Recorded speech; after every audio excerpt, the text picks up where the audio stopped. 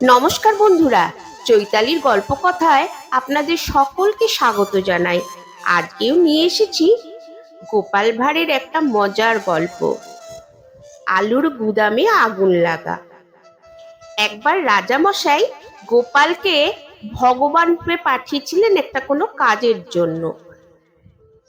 গোপাল সকাল সকাল ভগবানপুরের উদ্দেশ্যে বের হয়ে গেল। ভগবানপুর পৌঁছতে পৌঁছতে প্রায় বিকেল হয়ে গেল।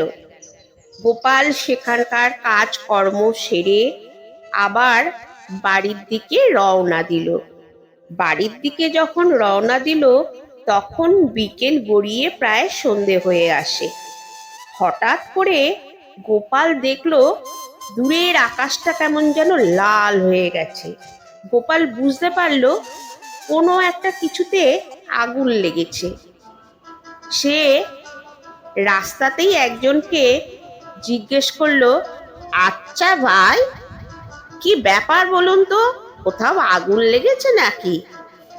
লোকটি জানালো, হ্যাঁ দাদা, একটা আলুর গুদামে আগুন লেগেছে।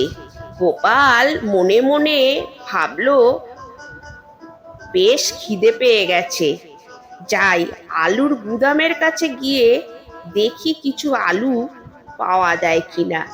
সে পাশেই মুদির দোকান থেকে একটু নুন চেয়ে নিল।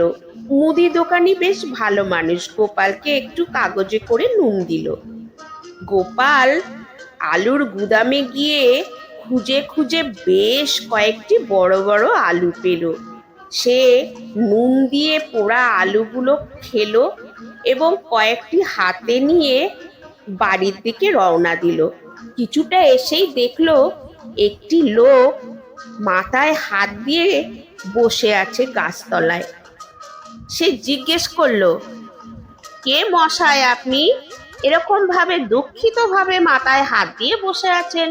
লোকটি বলল, আমি এই গুদামের মালিক। আমার 4টে আলুর গোদামের মধ্যে একটা পুড়ে শেষ হয়ে গেল। গোহের ফেরে খুব লোকসানের মধ্যে পড়ে গেলাম দাদা।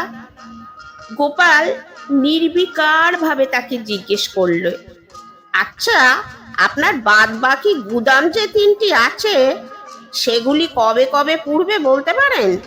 তাহলে আলু পোড়া খেতে পারতাম বেশ। গোপালের কথা শুনে আলুর গুদামের মালিক খুব চটে গেল এবং গোপালকে যা না তাই বলতে লাগলো। বেগতিক দেখে গোপাল আর কোনো কথা না বলে পালিয়ে বাঁচলো। মনে মনে বলল, বাবা, বদমেজাজের চোটে সব আলুনি হয়ে গেল। তেল আকড়ার এই বাজারে আলু ভাতের বদলে মুক্তে আলু পোড়া খাওয়ার মজা যে কি, সে আর কোনোদিন বলবো না বাবা কোনো বেআক্কেল ভদ্রলোককে। ভালো লেগে থাকলে অবশ্যই লাইক, কমেন্ট, শেয়ার করবেন এবং অবশ্যই সাবস্ক্রাইব করে রাখবেন বন্ধুরা। ধন্যবাদ।